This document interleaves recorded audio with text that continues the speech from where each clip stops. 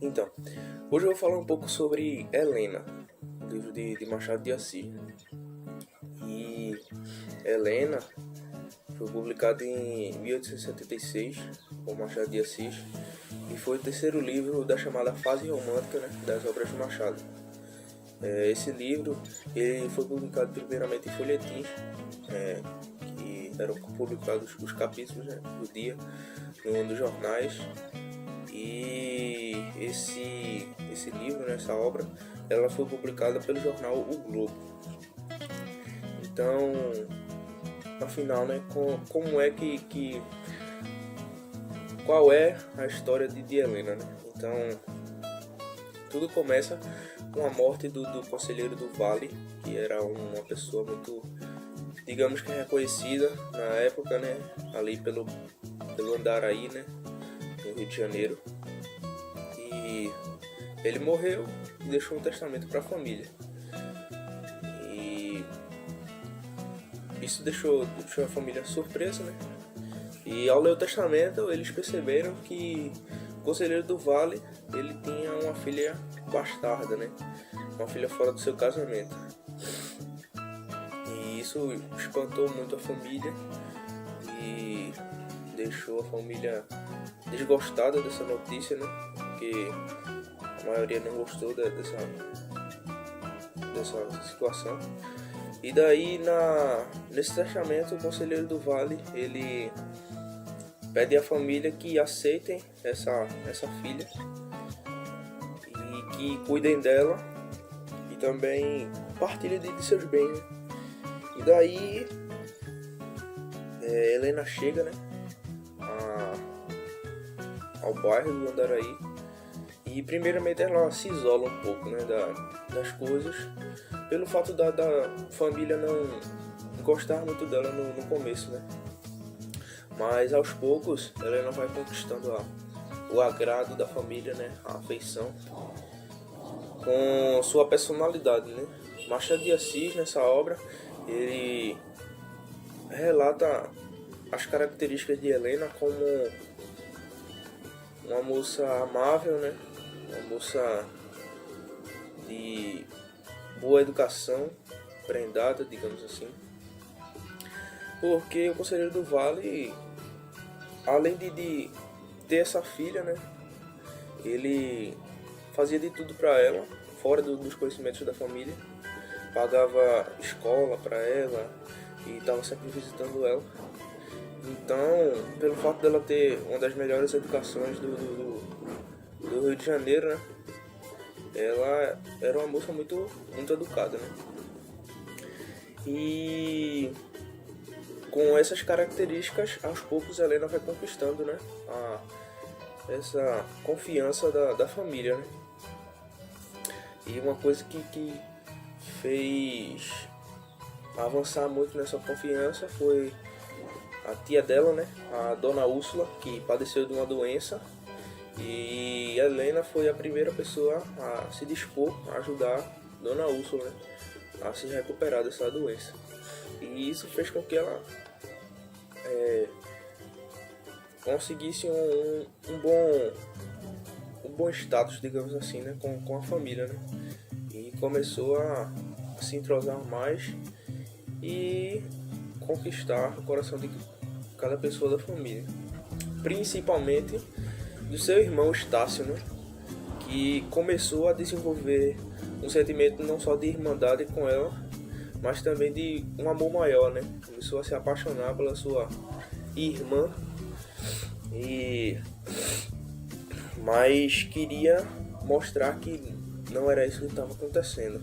Estácio, que por sua vez ele tinha uma noiva na época, né? Mas os sentimentos pela própria noiva já estavam diminuindo pelo fato dessa chegada da irmã, né? E daí, com esses sentimentos de amor por Helena, ele também desenvolveu os sentimentos de ciúmes, pelo fato de ele querer que Helena fosse só dele e nada mais, né?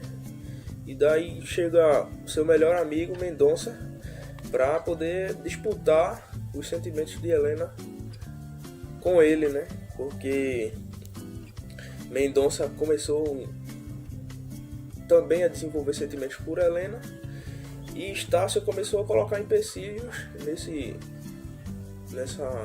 sentimentos, nessa relação. E Mendonça ficou meio que sem entender, né? Porque eles eram irmãos e não via por que Mendonça conseguir avançar nessa relação. Mas Estácio, por ter esses sentimentos por Helena, ele começou a colocar empecilhos para que isso não acontecesse, né? E daí a relação entre Helena e Estácio, irmão, foram aumentando, né? Eles começaram a se entender mais e desenvolveram meio que um hobby, digamos assim. E pela manhã eles iam cavalgar, né? Pela estrada juntos, né? E daí nessas cavalgadas e nesses passeios, eles sempre viam no final da estrada uma casa, né? Uma casa meio desconhecida, e daí despertam curiosidade sobre aquela casa e vontade de querer saber mais sobre aquela casa, né? E a Helena toma a iniciativa depois de alguns capítulos e vai àquela casa sozinha a cavalo, né? Pela manhã, na tentativa de descobrir alguma coisa, né? E posteriormente, pelo livro, Helena descobre que o morador daquela casa, que era Salvador, era seu pai biológico, né? E daí isso deixa ela um pouco surpresa, mas assim, digamos que confortável por saber que tinha um pai biológico e que ele ainda estava vivo, né? E daí, depois que Estácio descobre que Helena tinha saído sozinha, né, pela estrada, e que tinha ido visitar aquela casa, ele começa a ter mais ciúmes ainda e procura saber o que a Helena tinha ido fazer naquela casa. Mas Helena não queria muito dizer e ele decidiu ir sozinho procurar saber o que havia naquela casa. Então ele saiu na tentativa de descobrir alguma coisa, obter alguma informação sobre aquela casa e seu morador. E suposto café da manhã, né, que o Salvador convida Estácio para entrar, depois de Estácio bisbilhotar muito a casa. Então, depois do suposto café da manhã, Estácio descobre que Helena era filha de Salvador, né, do morador daquela casa. E daí ele fica bastante surpreso e procura saber mais sobre isso com Helena, né? E isso acaba, como é que se diz? Acaba meio que mexendo muito com os sentimentos dela, né? Com o psicológico dela. E Estácio, depois dessa descoberta, ele fica meio intrigado com isso, né? Pelo fato de saber que Helena, ela não era mais sua irmã, assim, digamos assim, né? De sangue. E também por saber que a partir daquele momento a relação deles podia acontecer, né? Sem nenhum empecilho, porque Helena já não era mais irmã dele, né? Mas aí, depois disso, Helena começa a se fechar também, né? Com essas notícias e a se isolar novamente da família, né? E acontece no final que muitas pessoas achavam que não ia acontecer, né? Porque tem esse tabu, né, de que toda história tem que ter um final feliz. E Machado de Assis, ele, nessa obra, né, de Helena, ele quebrou esse tabu, né?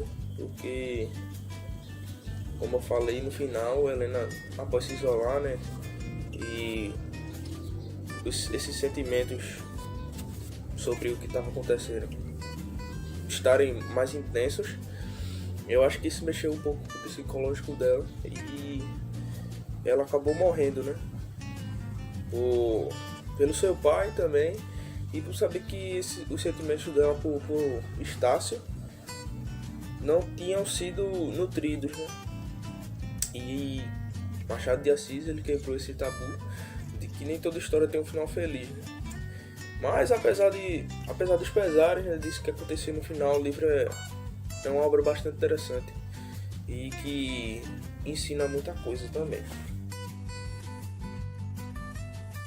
O tempo é cronológico, pois passam-se na narração horas, dias, meses e anos. O conselheiro Vale morreu às 7 da noite de 25 de abril de 1885. Esse é um fragmento encontrado no texto.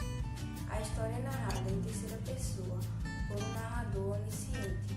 Machado de Assis utiliza em Helena, um tema muito explorado pelos autores românticos da época: a abominação pelo amor impossível e seu consequente sacrilégio, devido à obediência às leis morais e sociais.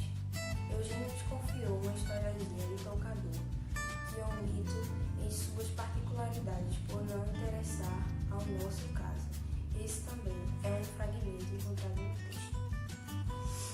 Protagonista Helena, uma jovem de 17 anos, filha ilegítima do conselheiro Vale, que estudava em um bom colégio e, após a morte do suposto pai, passa a ter direito à herança e a ser abrigada à residência da família. Era sensível, emotiva, romântica e muito forte. Protagonista do Dr. Camargo, médico e amigo de total confiança da família e do conselheiro Vale, considerado um homem de pessoas duras e frias, é quem encontra no testamento do amigo que falava da existência da suposta filha. Estácio, filho legítimo do conselheiro Vale, Dr. Estácio, tinha 27 anos e era formado em matemáticas. Apesar do esforço do pai, nunca entrou para a política e nem sequer para a diplomacia. Assim que recebe a notícia da existência de Helena, acolhe imediatamente a ideia de que teria uma irmã, Dona Ângela da Sociedade, mãe de Helena, se relacionava com o conselheiro Vale durante anos. Úrsula, irmã do conselheiro Vale, Úrsula tinha com 50 e poucos anos e vivia com o irmão e com o sobrinho, desde que a cunhada faleceu. Sua função era gerir a família. Quando recebe a notícia de uma sobrinha inesperada, rejeita a menina. Dona Tomassa vivia no Rio Comprido com o marido, o Dr. Camargo, e uma única filha do casal, Eugênia. Eugênia, filha única do Dr. Camargo e de Dona Tomassa, era considerada a flor dos olhos do casal. Fica noiva de Estácio Mendonça. Amigo de Estácio, pede a mão de Helena em casamento, mas não tem um pedido acolhido. Padre Melchior, antigo amigo da família Vale e um dos testamenteiros designado pelo conselheiro Mendonça, pai de sangue de Helena. Então, o livro de Helena, por tratar-se de uma rotina, né, de um dia a dia das pessoas que moravam lá no bairro do Andaraí, a gente vê que ele é bem recheado de diálogos, né?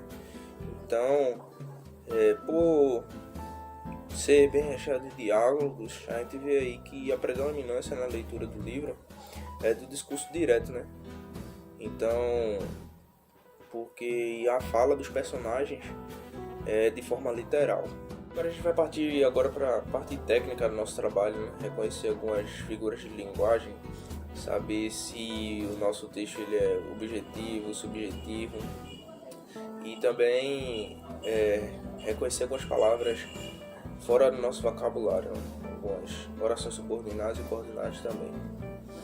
Então, para começar, a gente vai ler algumas frases aqui, reconhecer as suas figuras de linguagem. A primeira é: a boa senhora morrera quase moça, ainda bela, pelo menos daquela beleza sem outono cuja primavera tem 2 estações. Então a gente vê aí uma metáfora, né? uma comparação aí entre essas características, né? Entre a beleza e as estações. A segunda é: de pé encostada a uma das vidraças da sala de visitas, via cair as grossas toalhas de água. Então também é uma metáfora, né? Ele comparou aí a água, a chuva, com essas grossas toalhas de água. A terceira é: Helena repartia-se entre todas as moças, atenta aos 1000 cuidados que a noite requeria. Então a gente vê aí uma hipérbole, né? Uma hipérbole, a gente sabe que é um exagero das coisas. Então ela estava atenta aos 1000 cuidados que a noite requeria. A quarta é: Helena entrou no quarto, fechou a porta, soltou um grito e lançou-se de golpe à cama a chorar e a soluçar. A gente vê aí um pleonasmo, né? Que é uma repetição de características que tem o objetivo de dar um enfoque a mais àquela situação, né? E daí a gente parte para saber se o texto é objetivo ou subjetivo. O que predomina no critério de descrição é a objetividade, porque a história ela é uma só e deve ser compreendida do jeito que é, né? E agora a gente vai para as palavras que não são muito usadas no nosso vocabulário, né? A primeira palavra é trôpega, que é um verbo intransitivo. E o significado dessa palavra é que sente dificuldade em mover algum membro. A segunda é germen, que é um substantivo masculino. A terceira é taciturno, que é um adjetivo, característica de quem fala pouco. A terceira é perdulário, é um adjetivo substantivo masculino, indivíduo que gasta dinheiro em excesso. Espádua, substantivo feminino, ombro do cavalo. Atúrdido é um adjetivo, com a mente ou os sentimentos perturbados, atordoados. Acabrunhada é um adjetivo que significa aperreada, achatada, humilhada, oprimida. Absorta, que é um adjetivo, significa absorvida, introversa, introvertida. Laboriosa, que é um adjetivo que se dedica muito a algo. E por último, capelão, que é um substantivo masculino, sacerdote responsável pelos ofícios religiosos de uma capela. Então, partindo para as orações, né? Agora vamos para as orações, né? Reconhecer algumas orações subordinadas e coordenadas. Então, a primeira oração é: Helena pode vir a amar-te como lhe mereces. A gente vê aí que é uma oração coordenada, né? Tinha o braço cansado de suster a espingarda, uma oração subordinada. Estácio, entretanto, tinha necessidade de mais tempo. Queria arrancar àquele homem uma palavra menos indiferente à situação ou conhecer-lhe se fosse possível, uma oração subordinada. O desconhecido proferiu isso com o tom mais simples e natural do mundo e uma facilidade de evolução que Estácio mal lhe podia supor, uma oração coordenada, né? Então, as funções desse livro são função emotiva e função poética. As marcas do romantismo muito presentes nesse livro são as características de sentimentos idealizados, né? O autor passa suas emoções na obra e expõe de certa forma sua opinião como deveria ser o mundo, né?